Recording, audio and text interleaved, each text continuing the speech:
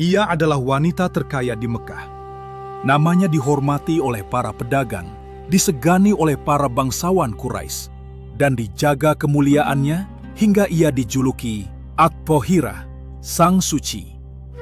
Ia tidak butuh siapapun untuk membuktikan dirinya.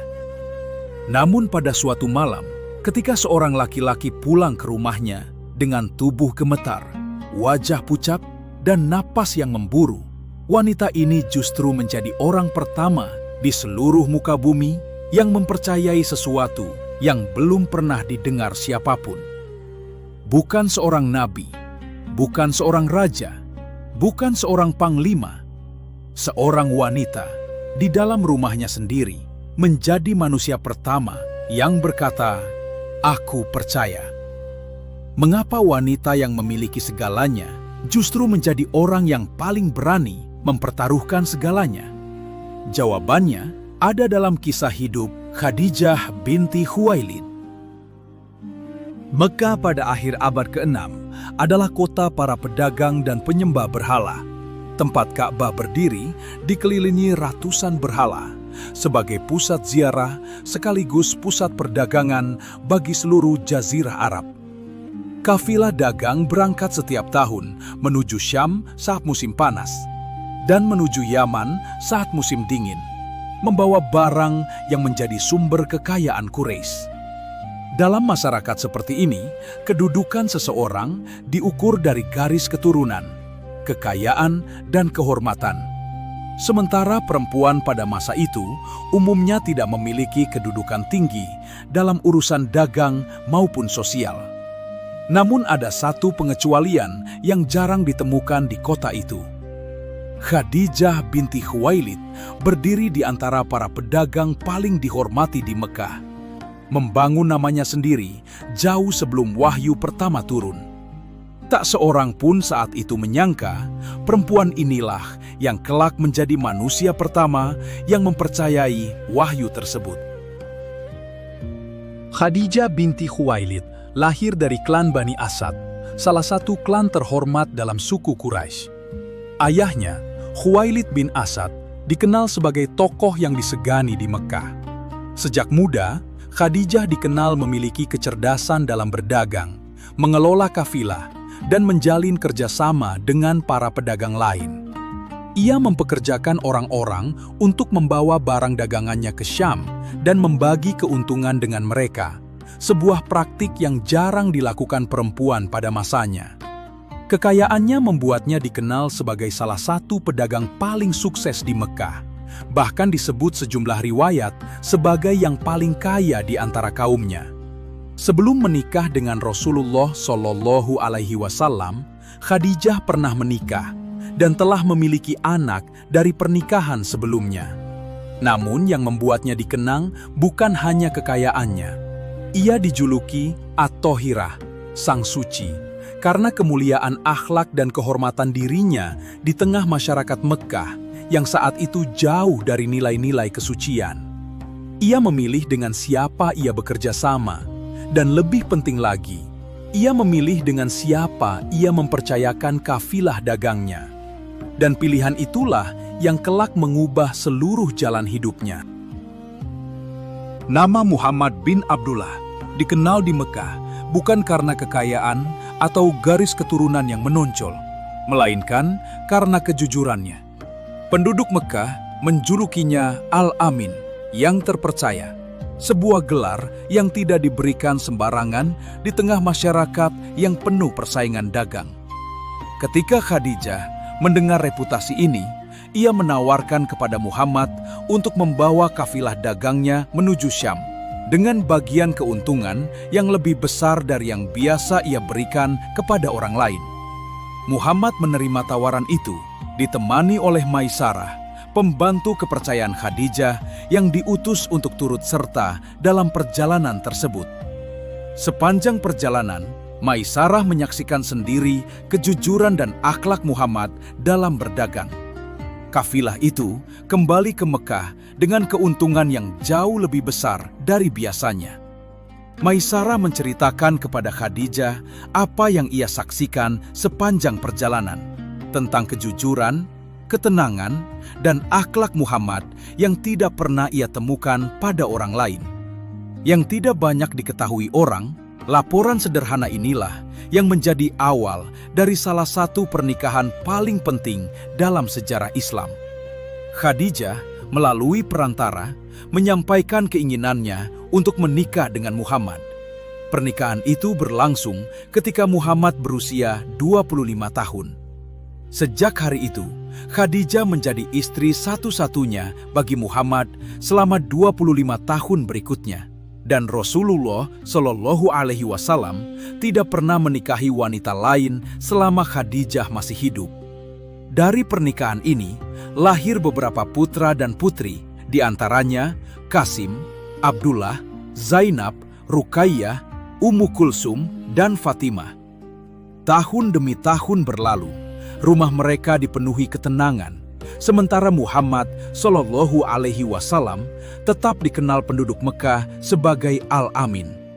Namun ketenangan itu akan segera diuji oleh peristiwa yang mengubah sejarah dunia.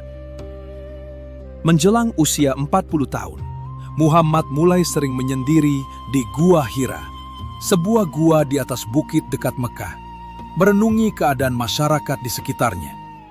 Pada suatu malam di bulan Ramadan, sesuatu terjadi di dalam gua itu yang akan mengubah arah sejarah manusia. Malaikat Jibril datang membawa wahyu pertama, memerintahkan Muhammad untuk membaca, meski beliau tidak dapat membaca.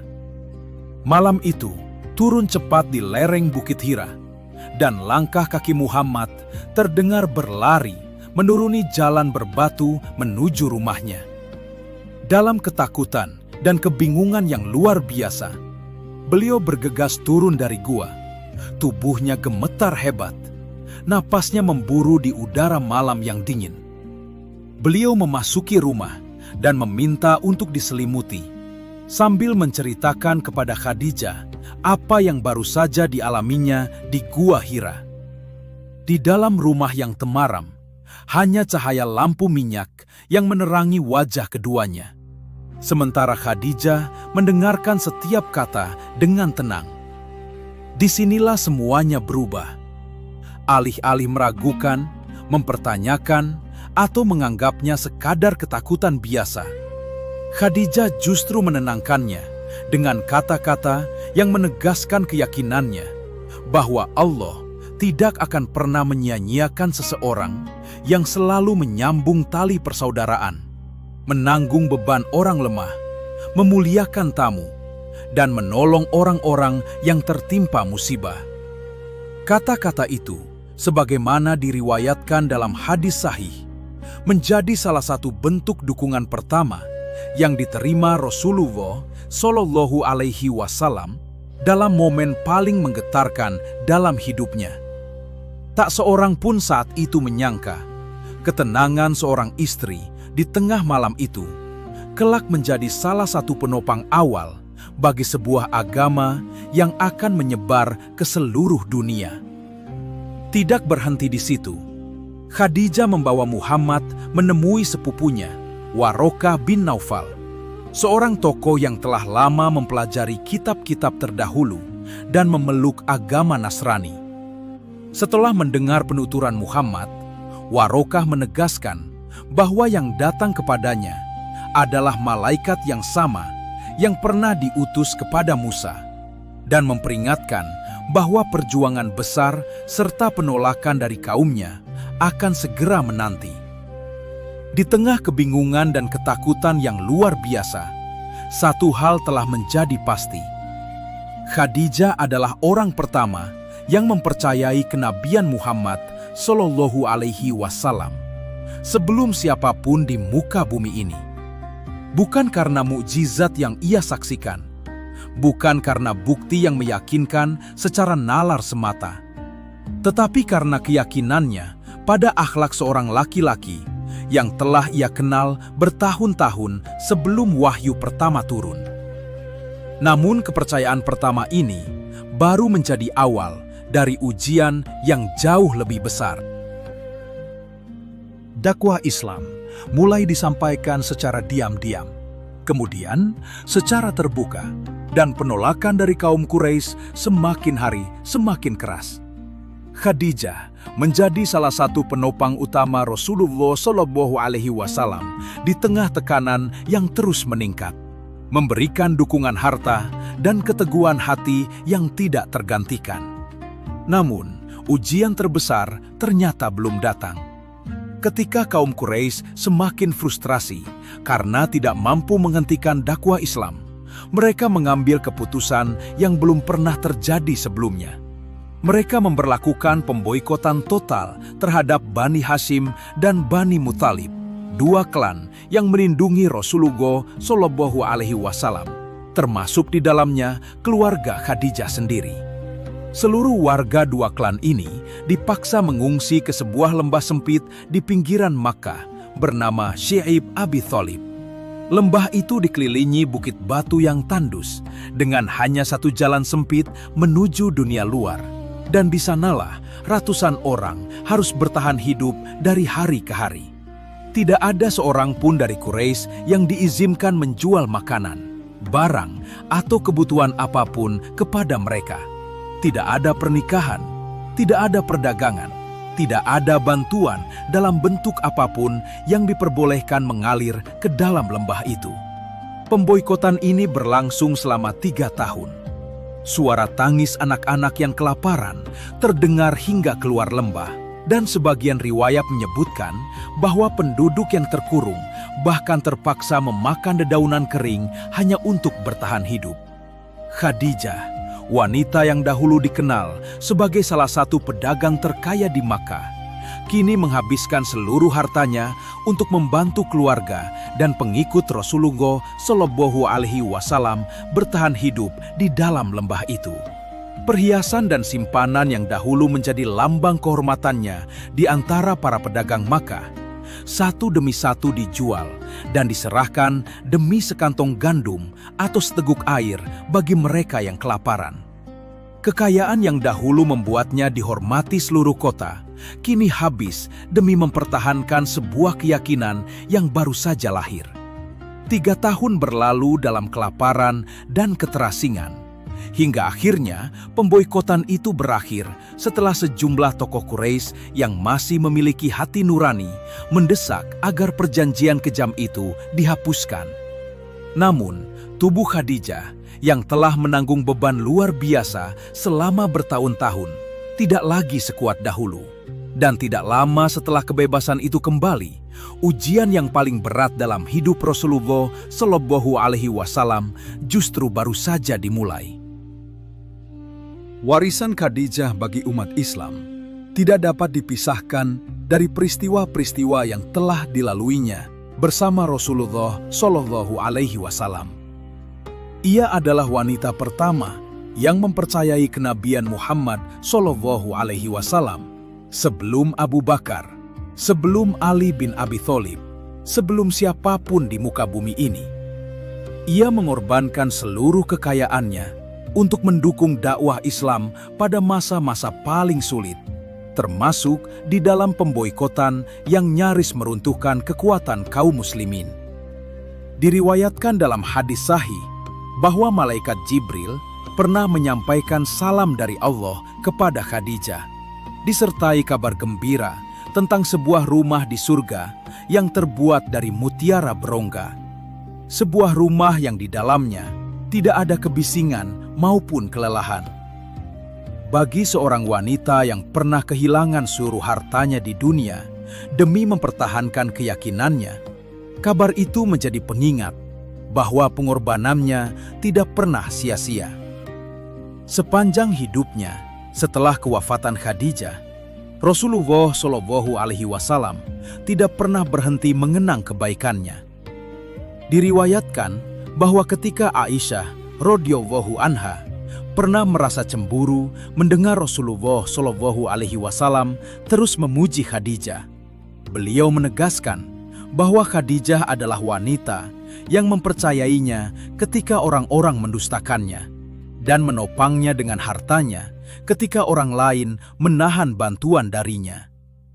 Kesetiaan dan pengorbanan inilah yang menjadikan Khadijah sebagai teladan bagi generasi perempuan muslimah setelahnya, bukan hanya sebagai istri Rasulullah Shallallahu Alaihi Wasallam, tetapi sebagai sosok yang membuktikan bahwa keimanan sejati menuntut pengorbanan nyata, bukan sekadar pengakuan di lisan. Namun, warisan sebesar ini ternyata lahir dari sebuah pengorbanan yang belum sepenuhnya selesai dibayar. Tahun ke-10 kenabian menjadi salah satu tahun paling berat dalam hidup Rasulullah Shallallahu Alaihi Wasallam. Tidak lama setelah pemboikotan berakhir, Abu Thalib, paman yang selama bertahun-tahun melindungi Rasulullah Shallallahu Alaihi Wasallam dari ancaman Quraisy, wafat. Hanya beberapa waktu setelahnya, Khadijah binti Khuwailid, istri yang telah mendampingi Rasulullah Shallallahu Alaihi Wasallam selama 25 tahun dalam suka maupun derita, turut wafat. Tubuh yang dahulu menanggung beban 3 tahun pemboikotan itu akhirnya tidak mampu lagi bertahan. Tahun ini kemudian dikenal dalam sejarah Islam sebagai Amul Husni, tahun kesedihan.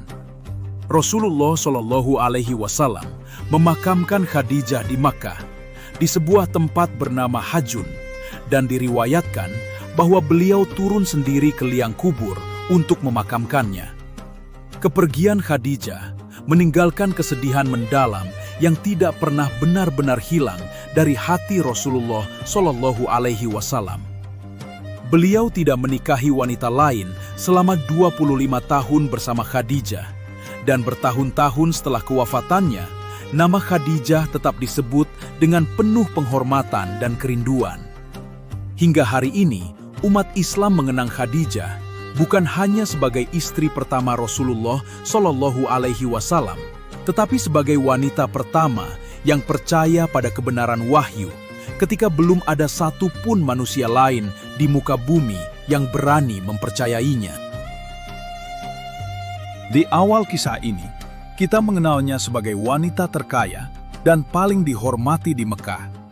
Namun kini kita tahu, kekayaan dan kehormatan itu bukanlah warisan terbesar yang ditinggalkannya. Warisan terbesar Khadijah adalah keberaniannya menjadi orang pertama yang percaya pada saat kepercayaan itu belum memiliki bukti apapun, selain akhlak seorang laki-laki yang telah lama ia kenal. Ia mempertaruhkan kekayaan, kedudukan, dan kenyamanan hidupnya demi sebuah keyakinan yang saat itu baru dianut oleh satu orang di seluruh dunia, dirinya sendiri.